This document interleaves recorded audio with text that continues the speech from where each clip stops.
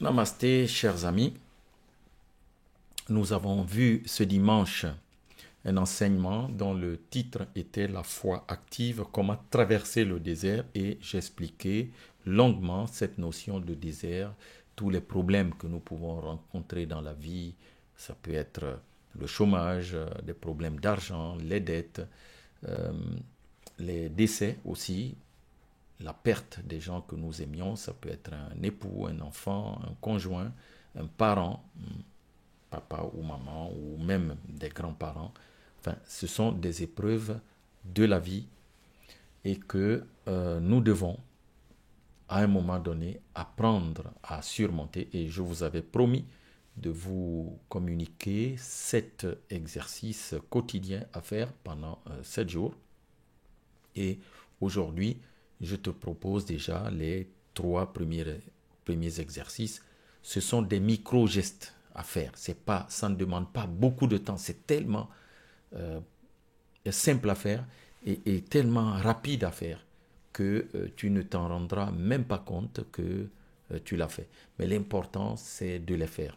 Donc, tu peux le faire la première semaine et selon ton problème, tu vas refaire les autres dans les semaines qui vont suivre. L'idée, c'est de traverser ce désert en ayant un fil conducteur, ne pas te perdre. Parce que le pire dans le désert, lorsqu'on est dans de telles situations, c'est de nous retrouver totalement perdus. Et ça, c'est quand même, après, difficile à rattraper. Le premier exercice, donc aujourd'hui, premier jour, nous sommes lundi, c'est une respiration d'alignement. Si tu ne peux pas la faire ce soir, cette nuit, parce qu'il y a des décalages horaires et tout ça, il y en a qui me suivent aux États-Unis, au Canada, aux Antilles. Là-bas, il fait déjà, je pense, il fait nuit, oui. Eh bien, vous le ferez demain matin en vous levant. Ça revient quand même à la même chose. L'important, c'est de connaître l'exercice et surtout de le pratiquer.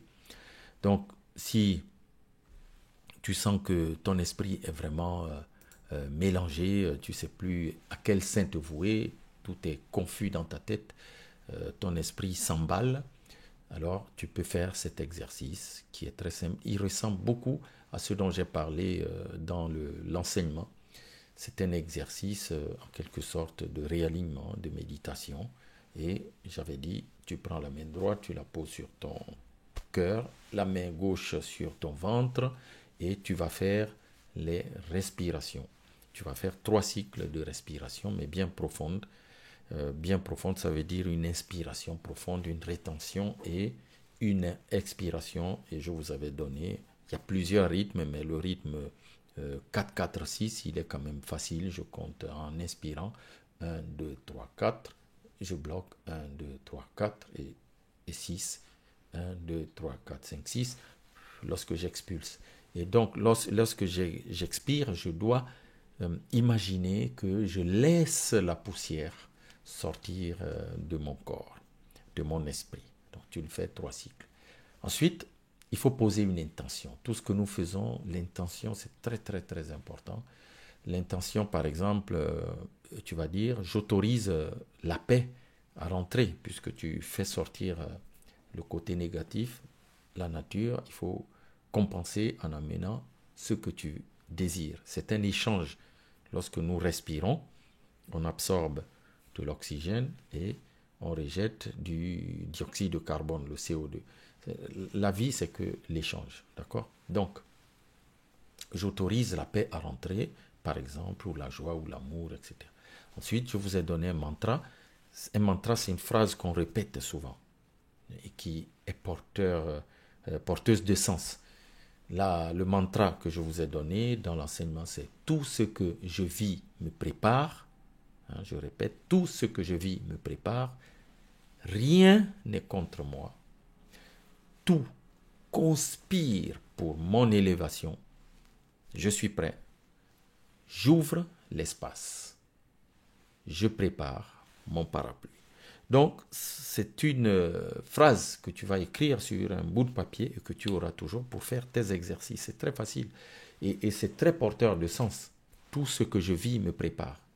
Tout ce que nous vivons sur la terre nous prépare. Il ne faut pas penser qu'il y a quelqu'un C'est nous qui ouvrons ces portails. Quelqu'un est contre moi, c'est pour cela que ça m'arrive. Le voisin, la mère, l'État, la grand-mère. Non, il faut se dire, rien n'est contre moi. Il faut contrer cette pensée-là. Et comme tu t'alignes avec l'univers, tu dis, tout conspire pour mon élévation. Tout conspire pour mon élévation. Tout. Puisque l'univers est avec toi, qui serait contre toi? Qui serait au-dessus de l'univers, de la supraconscience? Qui?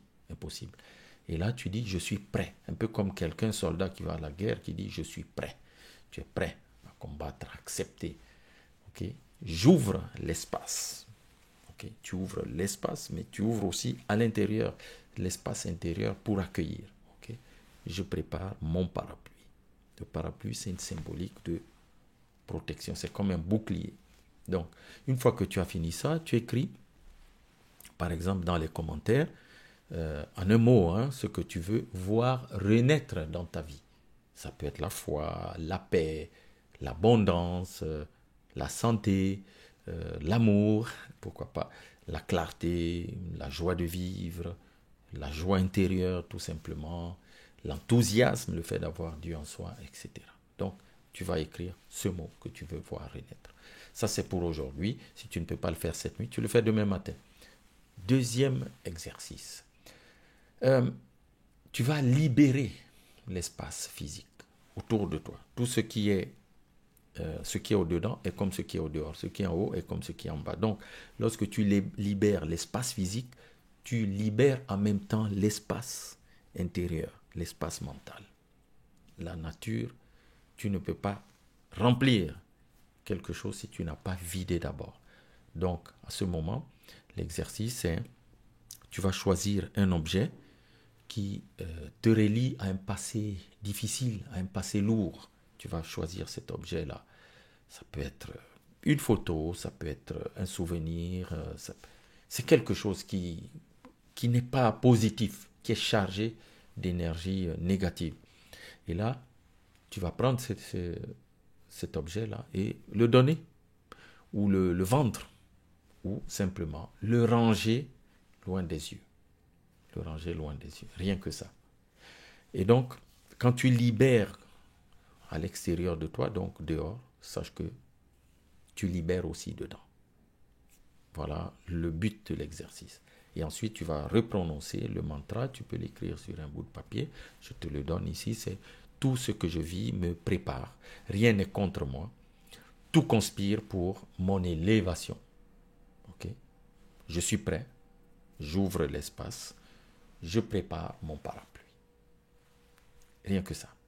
Tu le répètes toujours. Et puis, tu écris toujours ton mot d'intention, ce que tu veux voir renaître sincèrement en toi. Ça peut être la foi, l'abondance, je l'ai dit, l'argent. Il ne faut pas employer les termes négatifs dans ce cas. L'intention oriente-la positivement, dans le positif. Parce que notre subconscient ne fait pas le tri entre le négatif et le positif. Donc, amène-le toujours vers le positif. Sinon, il va amalgamer, lui, il emmagasine tout.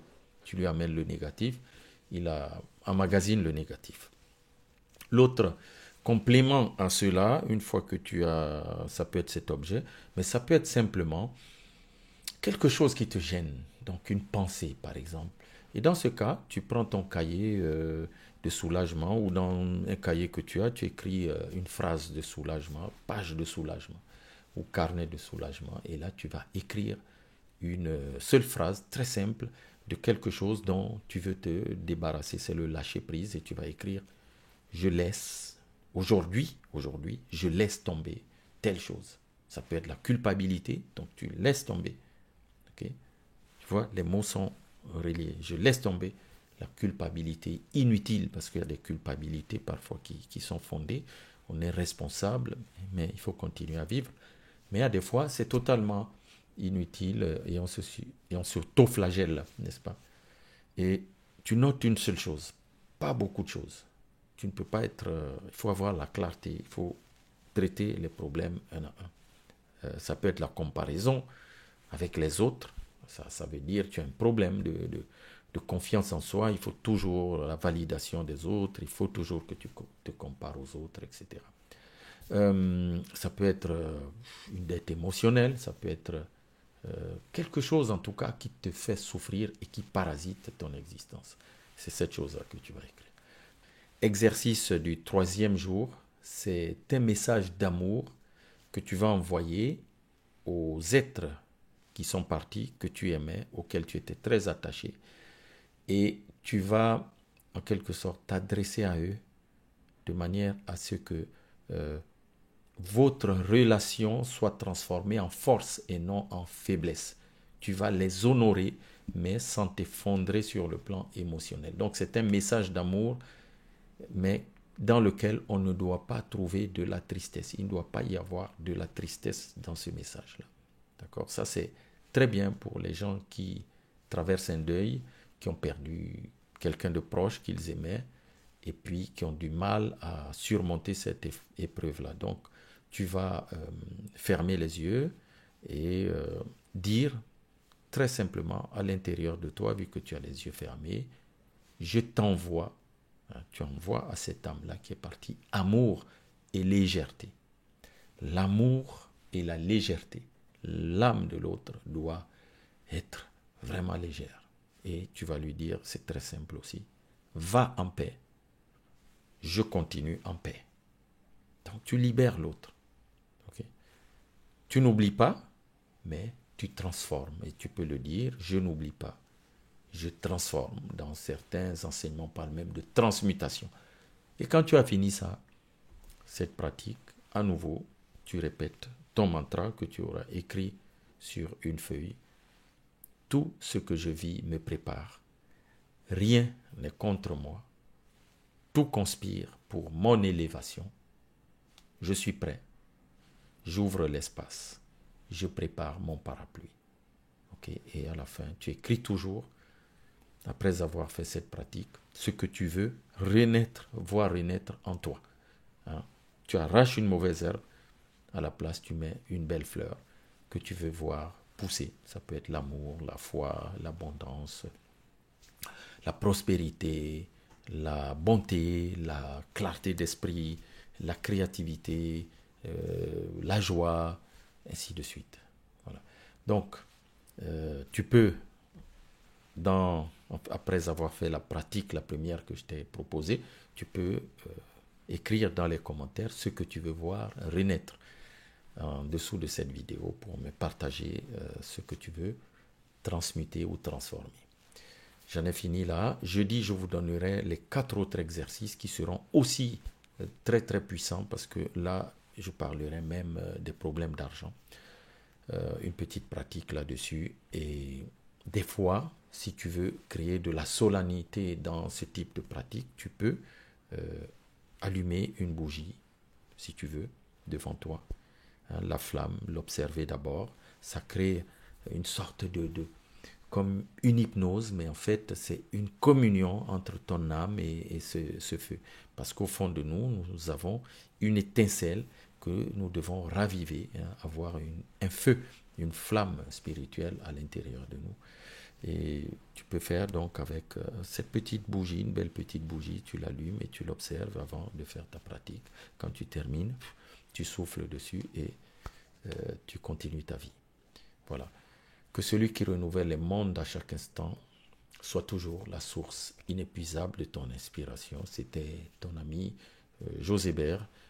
Tu peux nous rejoindre, tu regardes les liens sous la vidéo parce que j'ai d'autres plateformes, une autre plateforme où j'interagis avec la communauté. À très bientôt, jeudi notamment pour la suite des exercices.